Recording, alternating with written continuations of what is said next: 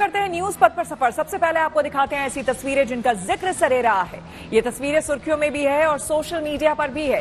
इनसे आपका बाखबर होना बेहद जरूरी है क्योंकि चौराहे पर इन्हीं की चर्चा दिल्ली पुलिस के एक ट्वीट की भी है जिसमें टेस्ट मैच की क्लिप शेयर कर बड़ा संदेश दिया गया है। ये वीडियो बिहार के सहरसा का है, जहां एक कैदी जेल जाते हुए बेफिक्री से गाना गा रहा है। मेरे दर्द दिल की दवा क्या करोगे, बड़े बेवफा हो वफा क्या करोगे। गाने के बोल और कैदी की स्थिति दोनों के मेल ने इस वीडियो को दिलचस्प बना दिया है। दरअसल हरे कृष्ण सिंह नाम के इस कैदी को 30 साल पुराने केस में न्यायिक हिरासत में भेजा गया है। बेहरा थाना की पुलिस इसे मेडिकल चेकअप के लिए सदर अस्पताल लेकर आई थी, जहाँ हथकड़ी लगे होने के बावजूद वो बड़ी बेफिक्री से गाड़ी में बैठा गाना गाता नजर आया। मेरे दर्द दिल का दवा क्या करोगे, मेरे दर्द दिल का दवा क्या करोगे, अरे बड़े बेवफा हो वफा क्या करोगे, बड़े बेवफा हो वफा क्या करोगे। आंध्र प्रदेश के विशाखापट्टनम में सैलानियों के लिए बनाया गया एक फ्लोटिंग ब्रिज उद्घाटन के अगले ही दिन पानी में बह गया। आप देख सकते हैं कि किस तरह से ब्रिज का एक हिस्सा टूटकर पानी में बह गया। राहत की बात ये रही कि इस दौरान ब्रिज पर कोई मौजूद नहीं था। YSRCP के राज्यसभा सांसद YV सुब्बा रेड्डी ने रविवार को ही RK बीच पर इसका उद्घाटन किया था। इसे बनाने में 1.6 करोड़ रुपए की लागत आई थी। कर्नाटक के बेंगलुरु में एक हिंदी भाषी किसान को उसके कपड़ों और सिर पर गठरी की वजह से मेट्रो रेल के कर्मचारियों ने सफर करने से रोक दिया। दरअसल उसने सिर पर एक बड़ी सी गठरी ली हुई थी जिसके पास मेट्रो की टिकट भी थी, लेकिन सुरक्षा कर्मियों का कहना था कि किसान ने जो कपड़े पहने हैं वो पहनकर मेट्रो के अंदर नहीं जाया जा सकता। बाद में वहां मौजूद दूसरे लोगों के हस्तक्षेप के बाद किसान को यात्रा करने की इजाजत दी गई। हालांकि वीडियो वायरल होने के बाद BMRCL ने घटना के दौरान मौजूद सुरक्षा कर्मी को हटा दिया और घटना के लिए खेद भी जताया। दिल्ली पुलिस का एक ट्वीट खूब सुर्खियां बटोर रहा है। दरअसल दिल्ली पुलिस ने बाइक पर हेलमेट पहनने को लेकर सोशल मीडिया प्लेटफॉर्म X पर एक वीडियो शेयर किया है जिसमें भारत और इंग्लैंड के बीच हो रहे टेस्ट सीरीज का एक क्लिप है। इसमें सरफराज बल्लेबाज के बिल्कुल नजदीक जाकर बिना हेलमेट के ही फील्डिंग करने के लिए खड़े हो जाते हैं, जिसके बाद रोहित शर्मा सरफराज खान को कहते हैं यहाँ हीरो नहीं बनने का, हेलमेट पहन ले। इसी वीडियो को ट्वीट करते हुए दिल्ली पुलिस ने लिखा, 2 व्हीलर पर हीरो नहीं बनने का, हमेशा हेलमेट पहनने का। And in Rohit Sharma style, hey bhai, hero nahi banne ka. Very Rohit Sharma style to say it, not the usual way. Don't try to be a hero here. Wait for your helmet. Sachin Tendulkar ने social media पर डल lake में शिकारा की सवारी का एक video share किया है जिसमें वो लोग धुन का लुत्फ उठाते दिख रहे हैं। उनके साथ उनकी पत्नी और बेटी सारा तेंदुलकर भी इसे एंजॉय करती दिखी। सचिन तेंदुलकर इन दोनों जम्मू कश्मीर में छुट्टियां मना रहे हैं। तेंदुलकर ने वीडियो शेयर करते हुए लिखा, हमारे देश में प्रतिभा हर जगह है, बस आपके पास इसे देखने के लिए नजर होनी चाहिए।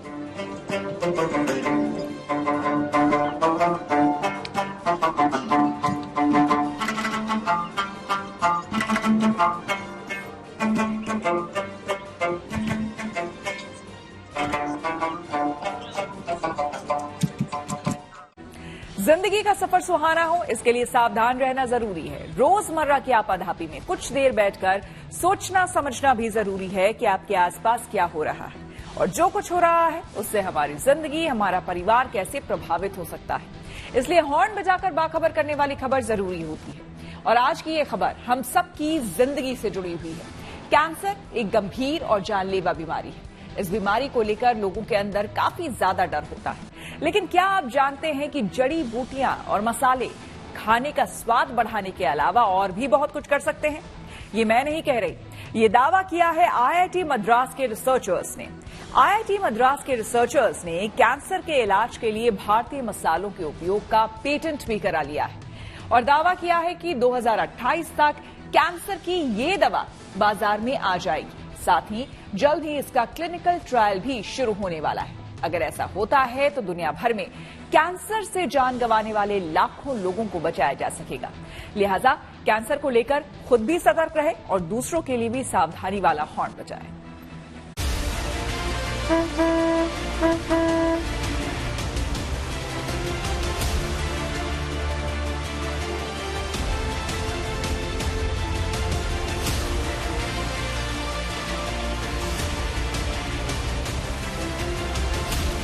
खाने का जायका तो मसालों में है, और अगर खाने में मसाले न हो तो जायका बिगड़ जाता है। और वैसे भी भारतीयों के खान पान में मसालेदार खाने की अपनी अहमियत है। मसालों के बिना आपकी थाली का स्वाद फीका ही रहता है। किचन में आसानी से मिलने वाले ये मसाले भले ही साधारण लगते हों, लेकिन ये आपकी सेहत के लिए काफी फायदेमंद है। आयुर्वेद भी ये कहता है कि हमारी किचन में इस्तेमाल में लाए जाने वाले मसाले न सिर्फ भोजन के स्वाद को बढ़ाते हैं, बल्कि इनमें मौजूद औषधीय गुणों को सेहत के लिए बेहद फायदेमंद बताते हैं। और कई मसालों में ऐसे भी गुण पाए गए जो कई गंभीर रोगों के खतरे को कम करने की भी ताकत रखते हैं।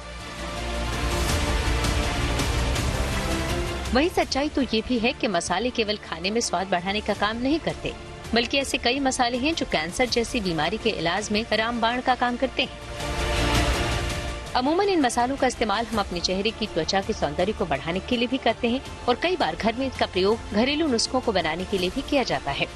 लेकिन अब इन्हीं मसालों से कैंसर जैसी जानलेवा बीमारी का इलाज हो सकता है। हालांकि ये दावा हम नहीं कर रहे, ये दावा IIT मद्रास के शोधकर्ताओं ने किया है।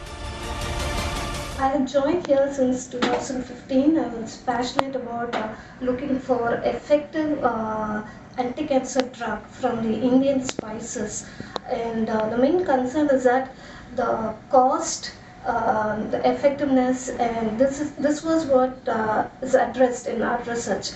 So I have been working on 3 spices, that is celery, cumin, and clove. So these research was under the in vitro laboratory scale. So, and we found it to be very effective in comparison with the existing cancer drugs available in the market. Indian institute of technology यानी IIT Madras ने भारतीय मसालों को लेकर एक research patent कराया है। Research में ये दावा किया गया है कि भारतीय मसालों से कैंसर के इलाज की दवा बन सकती है। फिलहाल जानकारी के मुताबिक ये कहा जा रहा है कि जल्द ही इसका क्लिनिकल ट्रायल शुरू होगा और 2028 तक कैंसर की ये दवा बाजार में मिल सकती है। IIT मद्रास के रिसर्चर्स का दावा है कि भारतीय मसालों से बनी नैनो दवाइयों ने फेफड़े, ब्रेस्ट, कोलन, सर्वाइकल, ओरल और थायराइड में कैंसर कोशिकाओं पर असर दिखाया है। हालांकि ये दवाइयां सामान्य कोशिकाओं में सुरक्षित पाई गयी। शोधकर्ता अभी कैंसर दवाओं की सुरक्षा और लागत के मुद्दों पर काम कर रहे हैं। सुरक्षा और लागत मौजूदा कैंसर दवाओं के मामले में प्रमुख चुनौतियां हैं। उनका कहना है कि जानवरों पर इसकी स्टडी हो चुकी है। On the use of Indian spice oils for cancer treatment, I'm sure that all of us have had someone in our families who have had a form of cancer, and we know that just as painful as the cancer is the treatment and all the side effects that the treatment can have. What we are trying to do is come up with a cancer treatment that is based actually on traditional Indian medicines which have virtually no toxic side effects. वहीं कई study में ये भी दावा किया गया है कि कॉमन कैंसर इससे ठीक हो सकते हैं, लेकिन कैंसर ठीक करने के लिए कितनी डोज चाहिए ये क्लिनिकल ट्रायल में साफ होगा। रिसर्चर्स के मुताबिक फिलहाल कैंसर का जो ट्रीटमेंट होता है उसमें काफी साइड इफेक्ट होते हैं, लेकिन IIT मद्रास के रिसर्चर्स के सामने ये बड़ी चुनौती और टारगेट है कि वो कैंसर का सस्ता और कम साइड इफेक्ट वाला ट्रीटमेंट तैयार करें।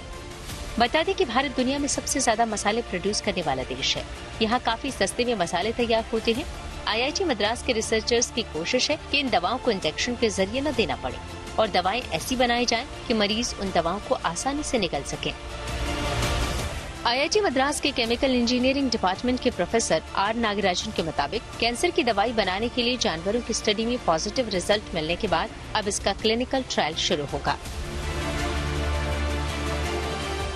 बता दें कि दुनिया में सबसे अधिक मौतों का कारण बनने वाली बीमारियों में कार्डियोवैस्कुलर डिजीज पहले नंबर पर है, उसके बाद दूसरे नंबर पर कैंसर है। विश्व स्वास्थ्य संगठन के आंकड़ों के अनुसार साल 2020 में कैंसर ने करीब 1 करोड़ लोगों की जान ले ली, यानी दुनिया में हर 6 मौतों में से 1 मौत कैंसर से हुई। भारत में भी कैंसर से होने वाली मौतों का आंकड़ा वैश्विक आंकड़ों से खास अलग नहीं है। केंद्रीय स्वास्थ्य मंत्री मनसुख मांडविया ने पिछले साल राज्यसभा में कैंसर से जुड़े आंकड़े जारी किए थे। उन्होंने ICMR के हवाले से बताया था कि साल 2020 में कैंसर से मरने वाले मरीजों की संख्या 7,70,000 थी, जो साल 2021 में 7,79,000 और साल 2022 में 8,08,000 पहुंच गई। मसालों और जड़ी बूटियों में छिपे औषधीय गुणों को लेकर डॉक्टर्स और डाइटिशियंस का तो यहाँ तक कहना है कि लोगों को अपने मेडिकल बॉक्स की तरह ही मसालों और जड़ी बूटियों का बॉक्स रखना चाहिए। वहीं टाटा अस्पताल के डॉक्टरों ने एक रिसर्च में ये दावा किया है कि कैंसर के ट्रीटमेंट के बाद भी कई मरीजों में ये वापस फैल जाता है। डॉक्टरों ने बताया कि उन्होंने अपने एक्सपेरिमेंट के दौरान मनुष्यों के कैंसर सेल को चूहों में डाला, फिर रेडिएशन थेरेपी, कीमोथेरेपी और सर्जरी के जरिए उनका इलाज किया। इसके बाद कैंसर सेल्स नष्ट होकर उनके बहुत छोटे छोटे टुकड़े हो गए। ये मरते हुए कैंसर सेल में से क्रोमैटिन कण रक्त वाहिनी के जरिए शरीर के दूसरे हिस्से में पहुंच जाते हैं। ये शरीर में मौजूद अच्छे सेल्स में मिलकर और कैंसर सेल में तब्दील कर देते हैं। इस रिसर्च से ये साफ हो गया कि कैंसर सेल नष्ट होने के बावजूद वापस आ जाते हैं। तो कैंसर जैसी जानलेवा बीमारी से बचने के लिए भारतीय मसालों को अपने खाने में इस्तेमाल को लेकर खुद सतर्क हो जाएं और दूसरों को भी सावधान करने के लिए हॉर्न बजाएं। Bureau report, good news today.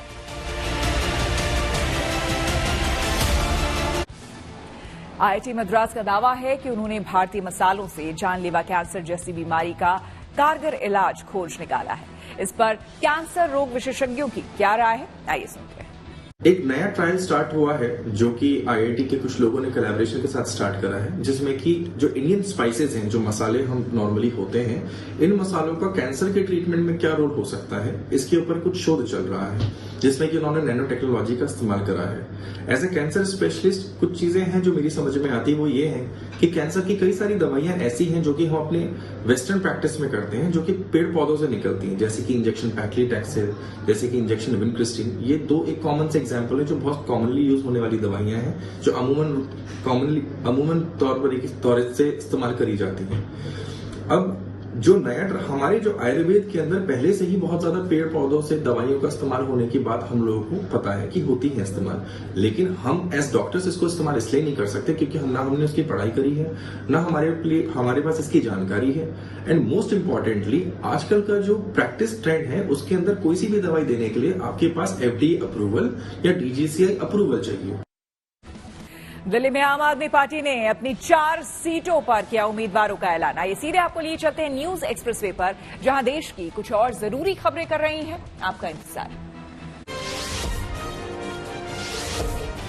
संदेश खाली मामले में कोलकाता हाईकोर्ट ने बीजेपी को प्रदर्शन की इजाजत दे दी। बीजेपी ने हाईकोर्ट से 28 और 29 फरवरी को कोलकाता में गांधी प्रतिमा के सामने प्रदर्शन करने की इजाजत मांगी थी। हालांकि कोर्ट ने कहा है कि प्रदर्शन के दौरान माइक का इस्तेमाल नहीं होना चाहिए और 150 से ज्यादा लोगों को प्रदर्शन की अनुमति नहीं दी जाएगी। साथ ही ये भी सुनिश्चित करना होगा कि प्रदर्शन के दौरान वहाँ कोई गैर कानूनी गतिविधि न हो। इससे पहले कोलकाता पुलिस ने बीजेपी को प्रदर्शन करने से मना किया था, जिसके बाद उसने हाईकोर्ट में अर्जी दी थी।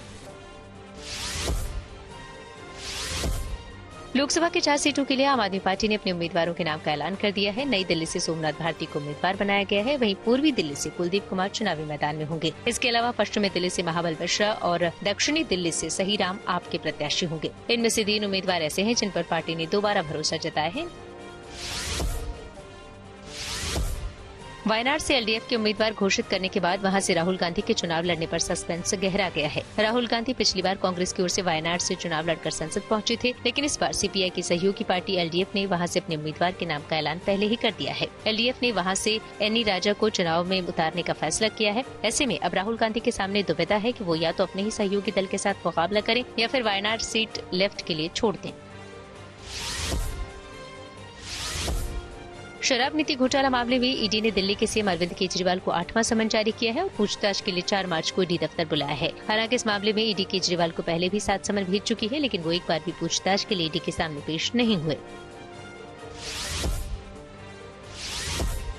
पीएम मोदी कल यानी बुधवार को महाराष्ट्र जाएंगे। यहाँ वो यवतमाल में भारी गांव का दौरा करेंगे और पीएम किसान सम्मान निधि जारी करेंगे। साथ ही वो यहाँ 1300 करोड़ रुपए की रेल परियोजनाओं की भी सौगात देंगे, जिससे मराठवाड़ा और विदर्भ में कनेक्टिविटी को बढ़ावा मिलेगा। इसके अलावा पीएम मोदी यहाँ जनसभा को भी संबोधित करेंगे।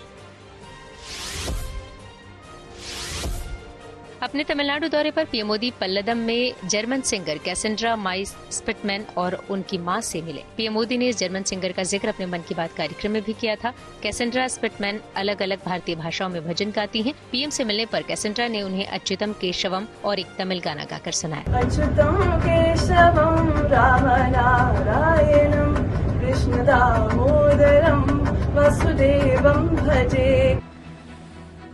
और खबरों के एक्सप्रेस वे से आगे रुक करते हैं सियासी ढाबे का, जहां आज की सबसे दिलचस्प खबर मौजूद है। उत्तर प्रदेश से लेकर हिमाचल प्रदेश और कर्नाटक, हर जगह राज्यसभा चुनाव में क्रॉस वोटिंग की खबर है। अंतरात्मा के नाम पर पलटों विधायकों ने पलटी मारते हुए अपनी पार्टी को जोरदार झटका दिया है। उत्तर प्रदेश के राज्यसभा चुनावों में बीजेपी अपनी 8 सीटें जीतकर समाजवादी पार्टी को करारी मात दी है। समाजवादी पार्टी को 2 सीटों पर ही संतोष करना पड़ा। वहीं हिमाचल में बीजेपी ने बाजी मारकर कांग्रेस को जोर का झटका दिया है, जबकि कर्नाटक में कांग्रेस ने बीजेपी जेडीएस को झटका देकर 3 सीटों पर कब्जा कर लिया है। लेकिन सियासत के इस कीचड़ में आम जनता ठगी महसूस कर रही है।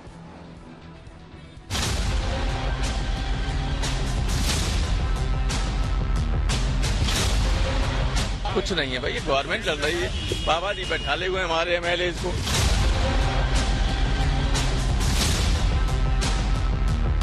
आज जो मैंने मत दिया है उनको धन्यवाद दिया है। बस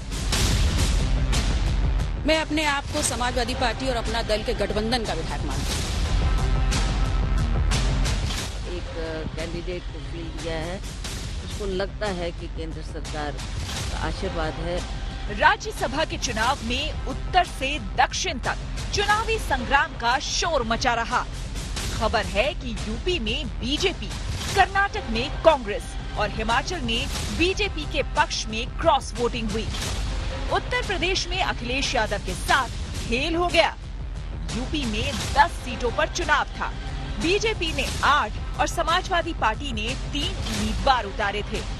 मतदान से पहले बीजेपी का दावा था कि वो सभी 8 सीटें जीतेगी और समाजवादी पार्टी कह रही थी कि उनकी जीत तय है। किसी की अगर अंतरात्मा जागी है, उनको यह सच समझ में आया है कि भाजपा ही देश का वर्तमान है, उत्तर प्रदेश का वर्तमान है, भाजपा ही देश और प्रदेश का भविष्य है और समाजवादी पार्टी डूबता हुआ जहाज है। समाजवादी पार्टी समाप्तवादी पार्टी होने वाली है। जितनी जल्दी हो इसका साथ छोड़ करके निकल जाओ। कोई ऐसा सोचे होंगे, अच्छी बात। अब अखिलेश यादव कह रहे हैं कि बीजेपी चुनाव जीतने के लिए किसी भी हद तक जा सकती है। जो दूसरों के लिए कांटा बोते हैं, एक दिन उनके लिए भी कांटे मिलते हैं। बीजेपी चुनाव जीतने के लिए कोई भी हथकंडा अपना सकती है, कोई भी लाभ देने के लिए आश्वासन दे सकती है। बीजेपी है, जीतने के लिए सब कुछ करेगी। माना जा रहा था कि पल्लवी पटेल भी क्रॉस वोटिंग कर सकती हैं, मगर उन्होंने समाजवादी पार्टी का ही साथ दिया।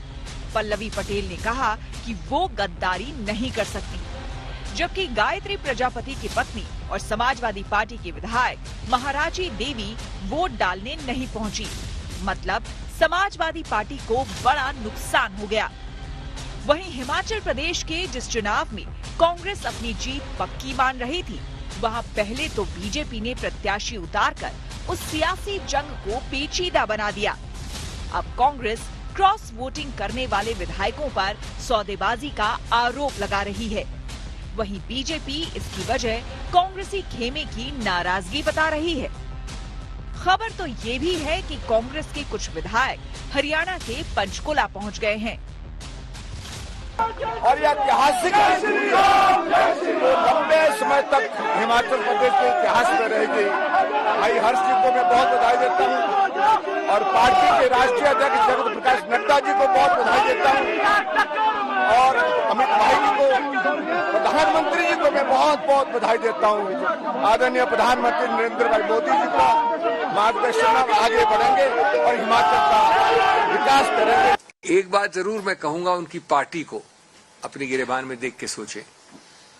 जब भी कोई पार्टी 25 और 43 के आंकड़े या इक्वेशन में 25 वाली पार्टी 43 वाले के विरुद्ध उम्मीदवार खड़ा करती है, तो उसका सिर्फ एक और एक ही संदेश हो सकता है। वो संदेश है कि हम बेशर्मी से वो करेंगे जो कानून में अनुमति जिसकी नहीं है। विधायकों की क्रॉस वोटिंग के बाद हिमाचल प्रदेश में बड़ा खेला हो गया। राज्यसभा चुनाव का ये नतीजा कांग्रेस के लिए बड़ा झटका है, जबकि कर्नाटक में 4 सीटों पर चुनाव था। कांग्रेस ने 3, बीजेपी जेडीएस ने 2 उम्मीदवार उतारे थे। बीजेपी के एक विधायक एसटी सोमशेखर ने क्रॉस वोटिंग की। कर्नाटक से कांग्रेस के तीनों उम्मीदवार जीत गए। इसके अलावा बीजेपी का भी एक उम्मीदवार जीता। वो शायद कांग्रेस के ऊपर उनका विश्वास फिर दोबारा रखा है, क्योंकि वो पहले भी कांग्रेस का था, बीजेपी चला गया था, फिर कांग्रेस में वोट डाला है, स्वागत करते हैं। 3 राज्यों में हुए राज्यसभा के चुनावी समर में इधर से उधर का जबरदस्त खेल हुआ। यूपी और कर्नाटक में उस खेल का सरकार की सेहत पर असर नहीं होगा, लेकिन ये देखने वाली बात होगी कि हिमाचल में क्या होगा। Bureau report, good news today. और न्यूज पथ पर आगे है धन बाजार, जहां शेयर बाजार से लेकर कारोबार तक की सभी अहम खबरें होती हैं, जिसका सीधा रिश्ता आपकी आमदनी आपकी जेब से होता है। तो तेज रफ्तार खबरों के बीच ये जरूरी खबरें छूट न जाए, इसलिए सीधे आपको लिए चलते हैं धन बाजार। हफ्ते के दूसरे कारोबारी दिन मंगलवार को शेयर बाजार में तेजी देखने को मिली। सेंसेक्स 305 अंक चढ़कर 73,095 पर बंद हुआ। ये तेजी निफ्टी में भी जारी रही। निफ्टी 76 अंक बढ़कर 22,198 पर बंद हुआ। इस दौरान सेंसेक्स के 19 शेयरों में उछाल दर्ज की गई। दिल्ली सराफा बाजार में सोने के दाम में कोई बदलाव नहीं हुआ है। दिल्ली में फिलहाल सोने की कीमत 62,950 रुपए प्रति 10 ग्राम पर स्थिर है। हालांकि चांदी के दाम में गिरावट हुई है। चांदी 400 रुपए सस्ती हो गई और दिल्ली में 1 किलो चांदी की कीमत 74,200 रुपए हो गई है। सुप्रीम कोर्ट ने पतंजलि आयुर्वेद को भ्रमित करने वाले विज्ञापनों को लेकर फटकार लगाई है। दरअसल कंपनी के विज्ञापनों को लेकर इंडियन मेडिकल एसोसिएशन ने कोर्ट में याचिका दायर की थी, जिस पर कोर्ट ने भी अपना फैसला सुनाते हुए पतंजलि और आचार्य बालकृष्ण को कोर्ट की अवमानना का नोटिस भी भेजा है। इसके साथ ही कोर्ट ने पतंजलि आयुर्वेद के स्वास्थ्य से संबंधित तमाम विज्ञापनों पर रोक लगा दी है। और अब रुक करते हैं प्रगति मार्ग का, जहां ऐसी खबरें हैं जो कि देश की तरक्की, प्रगति और लोगों की काबिलियत दिखाती है। इसरो अंतरिक्ष में भारत का पहला मानव मिशन गगनयान लॉन्च करने जा रहा है। इसके तहत 4 भारतीय एस्ट्रोनॉट्स अंतरिक्ष में भेजे जाएंगे, जिनका चुनाव हो चुका है। प्रधानमंत्री मोदी ने तिरुवनंतपुरम में विक्रमभाई साराभाई अंतरिक्ष केंद्र में इन 4 अंतरिक्ष यात्रियों को एस्ट्रोनॉट विंग्स पहनाए। ये पहली बार है जब भारत के स्पेस मिशन में सब कुछ अपना है, रॉकेट भी और अंतरिक्ष यात्री भी। मां भारत का कोई संतान, चाहे बेटा हो या बेटी, कोई भी हो सकता है, वे अंतरिक्ष में जाएंगे, हाथ में तिरंगा झंडा लेकर के जाएंगे। 2018 में देश के प्रधानमंत्री ने देशवासियों को जो सपना लाल किले की प्राचीर से दिखाया था, अब उस सपने की तस्वीर साफ हो गई है। अंतरिक्ष में भारत के पहले मानव मिशन गगनयान के लिए अंतरिक्ष यात्रियों का ऐलान हो चुका है। Group captain Prashanth Balakrishnan Nair, group captain Ajit Krishnan, group captain Angad Pratap, wing commander Shubhanshu Shukla, group captain Prashanth Nair, group captain Ajit Krishnan, group captain Angad Pratap और विंग कमांडर शुभांशु शुक्ला। ये हिंदुस्तान के वो 4 महारथी हैं जो कड़ी ट्रेनिंग के बाद इसरो के अहम मिशन के लिए चुने गए हैं। ये सभी भारतीय वायुसेना के टेस्ट पायलट हैं, जिन्हें आज पहली बार दुनिया के सामने पेश किया गया है। सिर्फ 4 नाम और 4 इंसान नहीं है, ये 140 करोड़ एस्पिरेशंस को स्पेस में ले जाने वाली 4 शक्तियां हैं। ये चारों देश के वो टेस्ट पायलट हैं जो हर तरह के फाइटर जेट्स उड़ा चुके हैं और ये हर तरह के फाइटर जेट्स की कमी और खासियत को बखूबी जानते हैं। इसलिए इन्हें गगनयान एस्ट्रोनॉट ट्रेनिंग के लिए चुना गया है। लेकिन अब इन्हें भारत की उम्मीदों को अंतरिक्ष तक उड़ाकर ले जाने की जिम्मेदारी सौंपी गई है, जिसके तहत आज देश के प्रधानमंत्री ने इन्हें एस्ट्रोनॉट विंग्स पहनाए। गगनयान मिशन के लिए चुने गए इन चारों पायलट्स की रूस में ट्रेनिंग हो चुकी है और फिलहाल बेंगलुरु में एस्ट्रोनॉट ट्रेनिंग फैसिलिटी में इनका प्रशिक्षण जारी है। इसरो ने बेंगलुरु में ह्यूमन स्पेस फ्लाइट सेंटर भी बनाया है, जहां एस्ट्रोनॉट ट्रेनिंग फैसिलिटी में पायलट्स स्पेशल ट्रेनिंग ले रहे हैं। ह्यूमन स्पेस फ्लाइट सेंटर में कई तरह के सिमुलेटर्स लगाए गए हैं, जिन पर ये चारों प्रैक्टिस कर रहे हैं। साथ ही स्पेस मिशन के लिए जरूरी फिटनेस हासिल करने के लिए भी ये कड़ी मेहनत कर रहे हैं। 21वीं सदी के भारत की सफलता में आज आपका नाम भी जुड़ गया है। कड़ी मेहनत की आंच में तपकर तैयार हो रहे हमारे गगननॉट्स जल्द ही अंतरिक्ष में कामयाबी की वो उड़ान भरेंगे जो स्पेस रेस में भारत को एक नई पहचान दिलाएगी। 40 वर्ष के बाद कोई भारतीय अंतरिक्ष में जाने वाला है, लेकिन इस बार टाइम भी हमारा है, काउंट डाउन भी हमारा है और रॉकेट भी हमारा है। There is a confirmation that probe shoots have been released and pilot shoots have been. ये पहली बार होगा जब इंडियन एस्ट्रोनॉट्स को स्पेस भेजा जाएगा। इस मिशन की कामयाबी के बाद भारत का नाम उन देशों की लिस्ट में शामिल हो जाएगा जो स्पेस में अपनी मौजूदगी दर्ज करा चुके हैं। अब तक अमेरिका, रूस और चीन ही स्पेस में इंसानों को भेजने में कामयाब रहे हैं। भारत स्पेस में इंसानों को भेजने वाला चौथा देश बन जाएगा।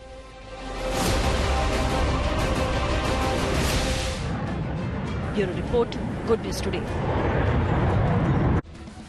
शहरों से ज्यादा ग्रामीण इलाकों में है इंटरनेट यूजर्स। जी हाँ, टेक्नोलॉजी से जुड़ी ऐसी ही हर एक जरूरी खबर को जानने समझने के लिए आइए चले डिजिटल गली।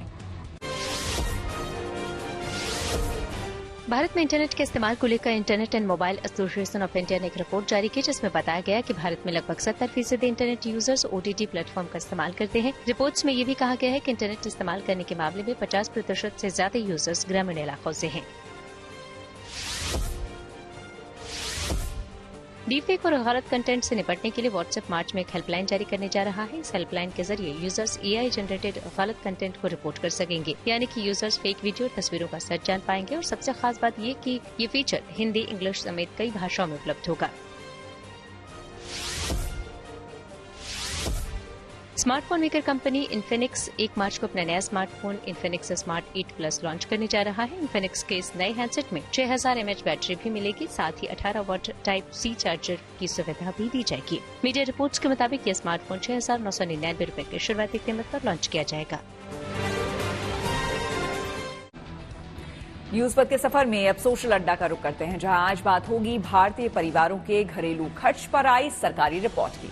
रिपोर्ट में शहरी और ग्रामीण दोनों ही तरह के परिवारों के घरेलू खर्च के आंकड़े जारी किए गए हैं।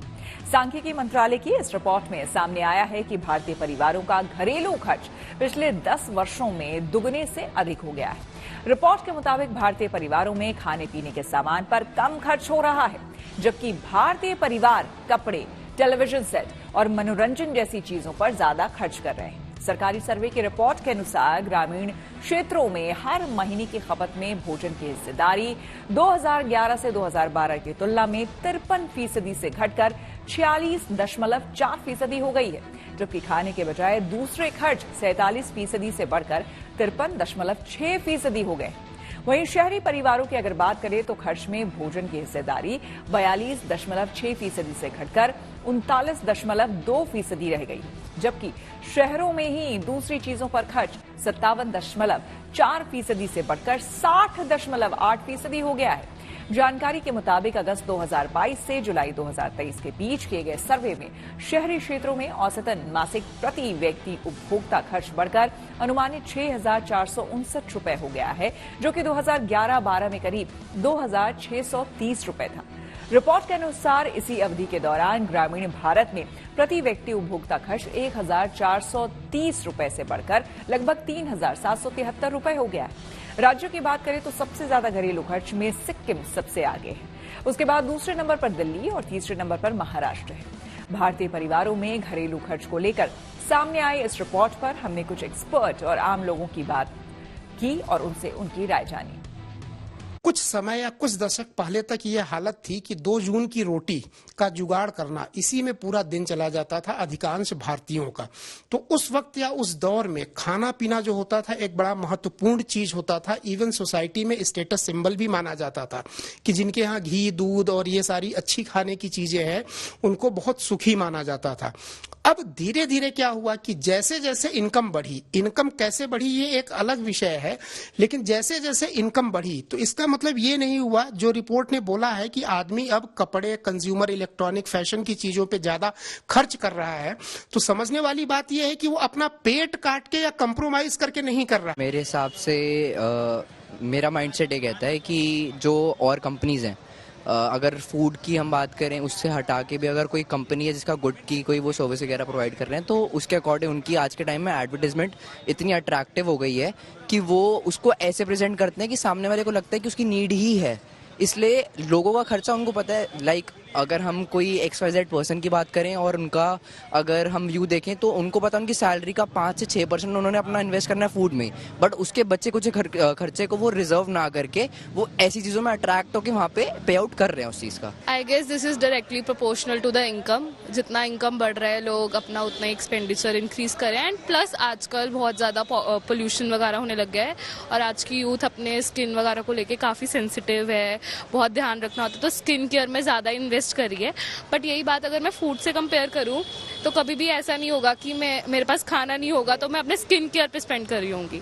ऑब्वियसली मेरा फर्स्ट प्रायोरिटी फूड रहेगा। ये तो काफ़ी क्लियर है सबको कि डिमांड और प्राइस होते हैं वो डायरेक्टली प्रोपोर्शनल हैं, तो ऐसा कभी नहीं हो सकता कि लग्जरी आइटम्स जो हैं उन पे मेन फोकस सबका चला जाए। आज भी अगर आप अपने रिकॉर्ड्स चेक करें या जो भी सेंसस निकलते हैं, लग्जरी आइटम्स सिर्फ जो पे कर सकते हैं वो ही लेते हैं। इसी के साथ न्यूज पक में मेरे यानी कि श्वेता झा के साथ फिलहाल इतना ही। देश दुनिया की तमाम पॉजिटिव खबरों के लिए आप देखते रहिए गुड न्यूज।